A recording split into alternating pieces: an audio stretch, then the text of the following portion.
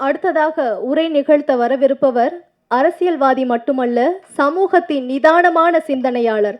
பாடசாலையிலிருந்து பாராளுமன்றம் வரை, சாதாரண பேச்சிலிருந்து போராட்டம் வரை, சமுதாயத்தின் ஒவ்வொரு அடித்தட்டுக்கும் உரிமை கேட்டு எழும் குரல். நீதி பேசும்போது கொந்தளிக்கின்ற குரல். சமத்துவத்தை சொல்வதற்காக எக்காலத்திலும் எழும் குரல். இந்த மேடையை அவர் குரலால் வளப்படுத்த செய்ய உரிமைக்காக உயிர் கொடுத்து போராடும் உண்மையான போராளி விசிக தலைவர் திரு தொல் திருமாவளவன் அவர்களை திருக்குறள் படத்தினை வாழ்த்தி பேசுவதற்காக அழைக்கிறோம்.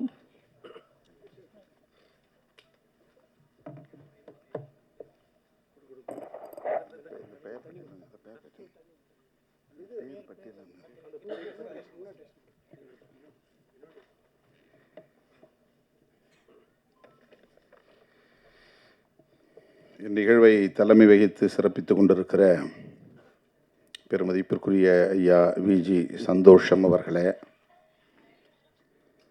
இத்திரைப்படத்தின் இயக்குனர் தயாரிப்பாளர் பெருமதிப்பிற்குரிய ஏஜே பாலகிருஷ்ணன் அவர்களே, வாழ்த்துரை வழங்கி இந்நிகழ்வுக்கு சிறப்பு சேர்த்திருக்கிற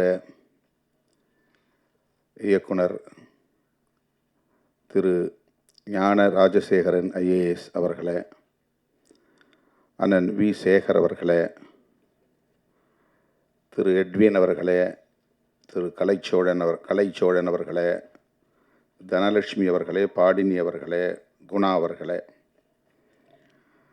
மற்றும் பாலசுப்ரமணியன், ஜெய்சங்கர், உதயகுமார், கொட்டாச்சி உள்ளிட்ட இத்திரைப்படத்தில் பங்கேற்ற கலைஞர்களே, திரளாக கூடியிருக்கிற தமிழ் சொந்தங்களே, உங்கள் அனைவருக்கும் என்னுடைய பணிவார்ந்த வணக்கத்தை தெரிவித்துக் கொள்கிறேன். பெயர்கள் விடுபட்டிருந்தால் பொறுத்தருள வேண்டுகிறேன். அனைவருமே நேர நெருக்கடியில் நிற்கிறோம். நானும் இந்த நிகழ்வை முடித்துக்கொண்டு வெகு தூரம் திருமண வரவேற்பு நிகழ்வுக்காக செல்ல வேண்டும். நம்முடைய ஐயா விஜி சந்தோஷம் அவர்களும் ஒரு வரவேற்பு நிகழ்ச்சிக்கு செல்ல வேண்டும் என்கிற ஒரு பதற்றத்தோடு அமர்ந்திருக்கிறார். எனக்கு முன்னர் பேசிய அனைவரும் திருக்குறளை பற்றியும் திருவள்ளுவரை பற்றியும் மிக ஆழமாக நுட்பமாக பல்வேறு கருத்துக்களை நம் முன்னால் எடுத்து வைத்திருக்கிறார்கள். இயக்குனர் அவர்கள் ஏற்கனவே 2 படங்களை தயாரித்து இயக்கி வெளியிட்டிருக்கிறார். ஒரு படத்தின் பெயர் காமராஜ், இன்னொரு படத்தின் பெயர் காந்தி, வெல்கம் பேக் காந்தி என்று 2 மாமனிதர்களின் வாழ்க்கை வரலாற்றை திரைப்படமாக தயாரித்த பெருமைக்குரியவர். இந்த திரைப்படத்திற்கு ஒரு மாறுபட்ட கோணத்தில் சிந்தித்து பெயர் சூட்டியிருக்கிறார். காமராஜ் காந்தி என்று பெயர் வைத்தவர் இந்த திரைப்படத்திற்கு திருவள்ளுவர் என்று பெயர் வைத்திருக்கலாம். ஏன் அப்படி வைக்கவில்லை என்று நான் யோசித்து பார்த்தேன். இதற்கு திருக்குறள் என்று அவர் பெயர் சூட்டியிருக்கிறார். கருத்தியலுக்கு முக்கியத்துவம் தர வேண்டும் என்கிற பார்வை அவரிடத்தில் மேலோங்கி இருப்பதாக நான் பார்க்கிறேன். திருவள்ளுவரை விடவும் அவர் முன்வைத்த வாழ்வியல் மிகவும் முக்கியத்துவம் வாய்ந்தது. எனவே திருக்குறள் என்றே இதற்கு பெயர் வைப்போம் என அவர் முடிவெடுத்திருக்கலாம் என்று நான் நம்புகிறேன். இந்த பார்வை பாராட்டுதலுக்குரியது. இந்த சிந்தனை போற்றுதலுக்குரியது. தனி நபரை முன்னிறுத்துவதை விட அவர் சொன்ன கருத்தியலை முன்னிறுத்த வேண்டும், உயர்த்தி பிடிக்க வேண்டும், வெகு மக்களிடம் கொண்டு போய் சேர்க்க வேண்டும் என்கிற பார்வை. நம் காலத்தில் சமகாலத்தில் வாழ்ந்து மக்களுக்கு தொண்டாற்றி பெரும் தாக்கத்தை ஏற்படுத்திய ஆளுமைகள் பெருந்தலைவர் காமராஜர், மகாத்மா காந்தியடிகள். ஆகவே அவர்களை முன்னிறுத்துவது இன்றைக்கும் தேவையானதாக இருக்கிறது. ஆனால் 2000 ஆண்டுகளுக்கு முன்னால் தோன்றியவர், வாழ்ந்தவர், திருவள்ளுவர். இதில் என்ன ஒரு உண்மை நாம் உணர்ந்து கொள்ள வேண்டிய உண்மை என்றால், திருவள்ளுவர் என்கிற பெயர் திருக்குறளை எழுதியவர் என்பதற்கு ஆதாரமில்லை. அவர்தான் எழுதினார் என்பதற்கு ஆதாரமில்லை. அந்த நூலை எழுதியவர் பெயர் இதுதான் என்பதற்கு ஆதாரமில்லை. அவருடைய பிறப்பு, அவருடைய வாழ்க்கை பற்றி நாம் கேள்விப்படுகிற அனைத்தும் அவ்வப்போது அறிஞர் பெருமக்களால் முன்வைக்கப்பட்ட கருத்துக்களே தவிர காமராஜரை போல உறுதிப்படுத்தப்பட்ட ஒரு வரலாறு அல்ல. காந்தியடிகளைப் போல இந்த தேதியில் பிறந்தார், இந்த தேதியில் வாழ்ந்தார், மறைந்தார் என்று சொல்லுகிற உறுதிப்படுத்தப்பட்ட தரவுகள் எதுவும் இல்லை. இப்போது நம்முடைய ஆட்கள் திருவள்ளுவர் எந்த சாதியாய் இருக்கக்கூடும், எந்த மதமாய் இருக்கக்கூடும் என்றெல்லாம் ஆராய்ச்சி செய்கிறார்கள்.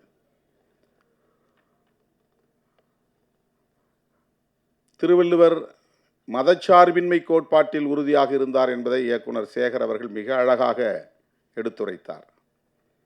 அதுதான் முன்னிறுத்தப்பட வேண்டிய செய்தி, அதுதான் கருத்தியல். ஆகவேதான் இயக்குனர் ஏஜே பாலகிருஷ்ணன் அவர்கள் திருவள்ளுவர் யார் என்பதை விட திருக்குறள் என்ன என்பதுதான் மிகவும் முதன்மையானது. அது என்ன சொல்லுகிறது, அதுதான் நமக்கு மக்களுக்கு போய் சேர வேண்டிய செய்தி. ஆகவேதான் திருவள்ளுவர் என்று இந்த திரைப்படத்திற்கு பெயர் சூட்டாமல் ஒரு கதாநாயகனை ஆராதிக்காமல் அந்த நூல் சொல்லுகிற வாழ்வியலை, கருத்தியலை, கோட்பாட்டை பொதுமக்கள் புரிந்து கொள்ள வேண்டும் என்கிற மிக உயர்ந்த பார்வையோடு இதனை அவர் அணுகியிருக்கிறார் என்று நான் பெரிதும் நம்புகிறேன்.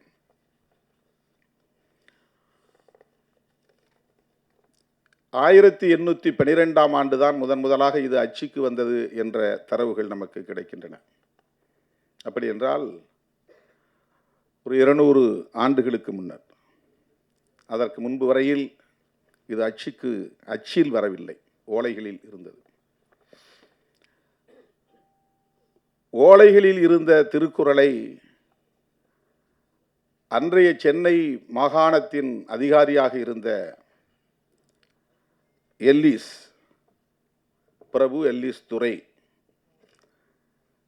பிரான்சிஸ் ஒயிட் எல்லிஸ் அவருடைய முழு பெயர்,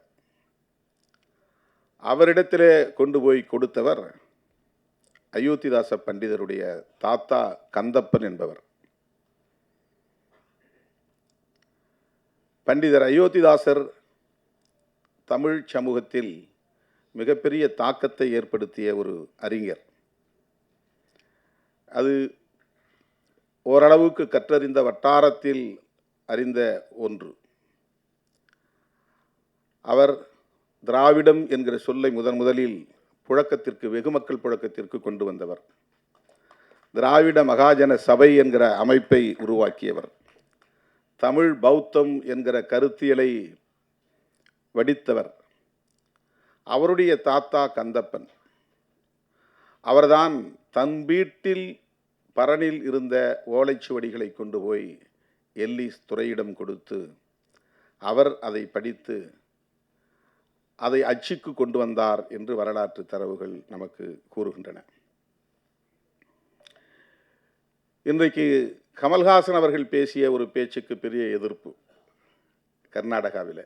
அவருடைய திரைப்படத்தையே திரையரங்குகளில் ஓட்டவிட மாட்டோம் என்றெல்லாம் எதிர்ப்பு தெரிவிக்கிறார்கள். தமிழிலிருந்து தான் கன்னடம் தோன்றியது என்ற கருத்தை அவர்களால் ஏற்க முடியவில்லை.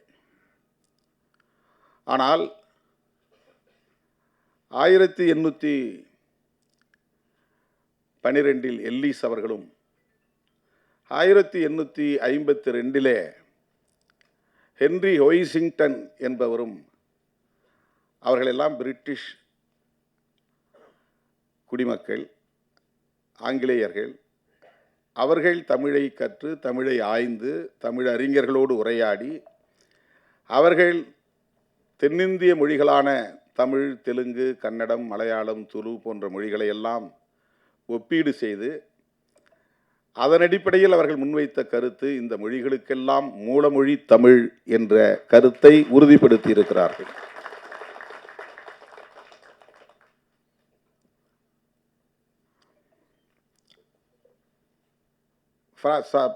எல்லீஸ் அவர்கள் வாழ்ந்த சமகாலத்தில் வாழ்ந்தவர் தான் அந்த ஹென்றி ஒயிசிங்டன் என்பவரும்.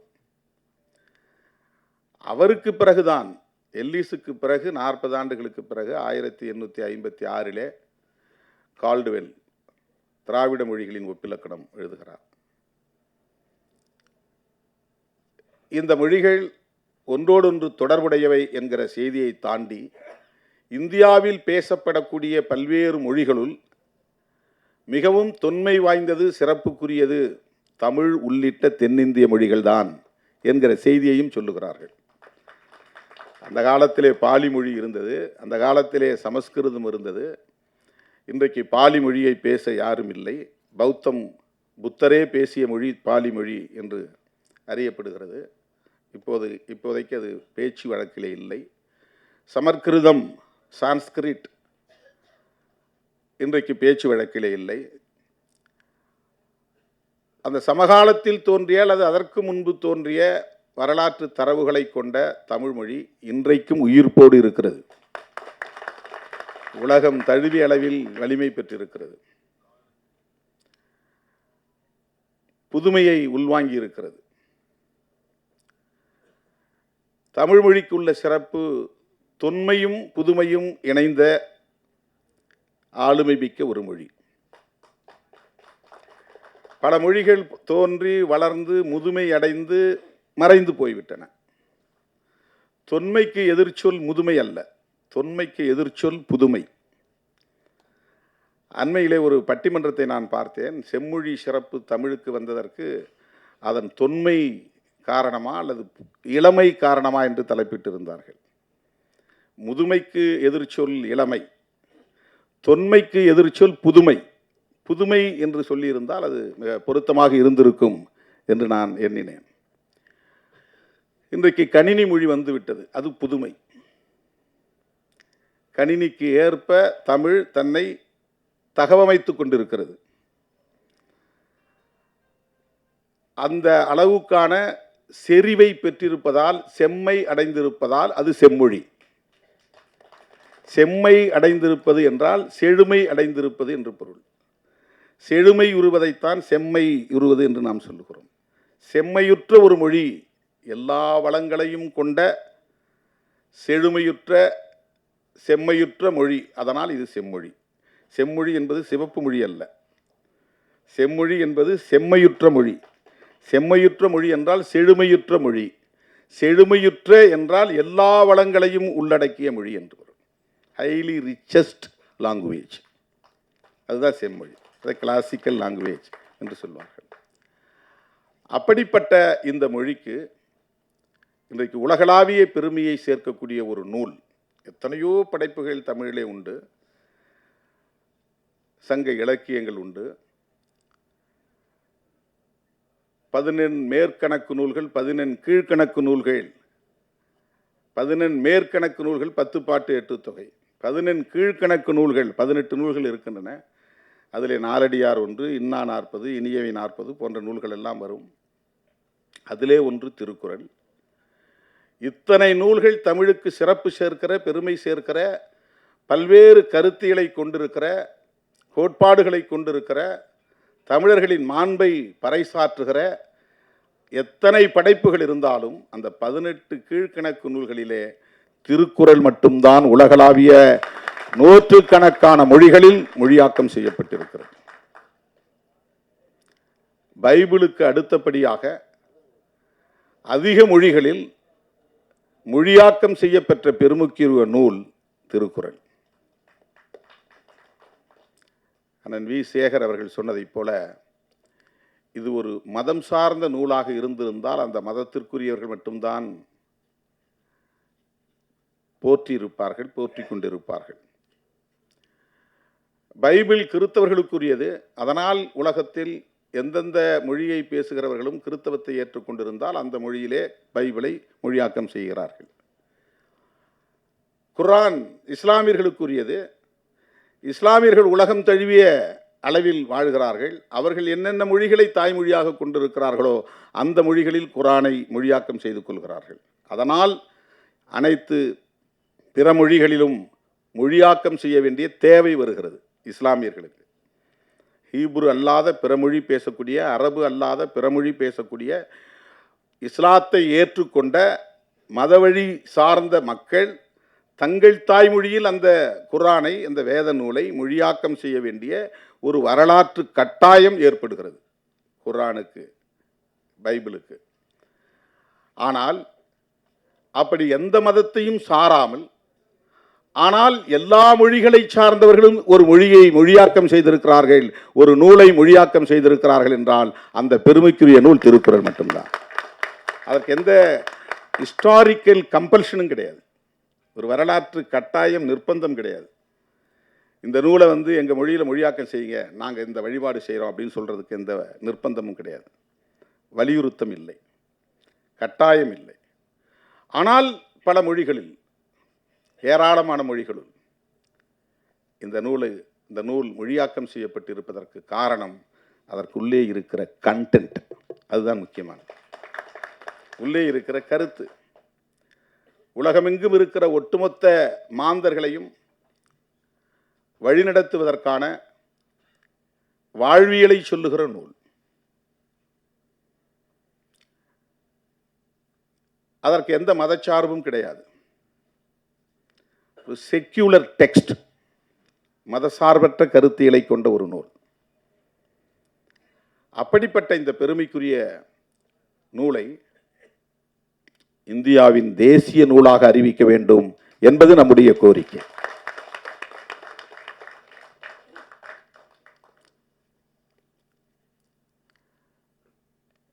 ஆனால் அது இன்னும் எடுபடவில்லை. நம்முடைய குரல் இன்னும் வலுவாக ஒலிக்க வேண்டிய தேவை இருக்கிறது. நாம் தமிழர்கள் என்கிற உணர்வால் இதை சொல்லவில்லை, நாம் மனிதர்கள் என்கிற உணர்வால் இதை சொல்லுகிறோம். அதுதான் முக்கியமானது. அந்த மொழி சார்பு கூட திருக்குறளுக்கு இல்லை. நாங்கள் தமிழர்கள், எங்கள் மொழி மேலானது, உயர்ந்தது என்கிற அந்த சார்பு நிலை கூட திருக்குறளுக்கு கிடையாது. அதனால் எங்கள் மொழியில் எழுதப்பெற்ற நூல், எனவே இதை தேசிய நூலாக்க வேண்டும் என்று நாம் கோரவில்லை. எங்கள் தாய்மொழியில், தமிழ் மொழியில் படைக்கப்பெற்ற நூல், அதனால் தமிழர்களாய் இருக்கிற நாங்கள் கோரிக்கை வைக்கிறோம் என்று சொல்லவில்லை. இது மனிதகுலத்துக்கே பொதுவான நூல், உலக பொதுமறை. அப்படித்தான் திருக்குறளை நாம் முன்னிறுத்த வேண்டியிருக்கிறது, உயர்த்தி பிடிக்க வேண்டிய ஒரு பார்வை நமக்கு வேண்டும். அந்த பார்வை நம்முடைய இயக்குனர் ஏஜே பாலகிருஷ்ணன் அவர்களுக்கு இருக்கிறது என்பதை நம்மால் உணர முடிகிறது. அதனால்தான் இந்த திரைப்படத்திற்கு திருக்குறள் என்று அவர் பெயரிட்டிருக்கிறார், தலைப்பிட்டிருக்கிறார். இதுவே அவருடைய சிறப்பு என்பதை சொல்லி இந்த அரிய வாய்ப்பை எனக்கு வழங்கிய அண்ணன் இயக்குனர் ஏஜே பாலகிருஷ்ணன் அவர்களுக்கு நன்றி கூறி முடிக்கிறேன். நன்றி, வணக்கம்.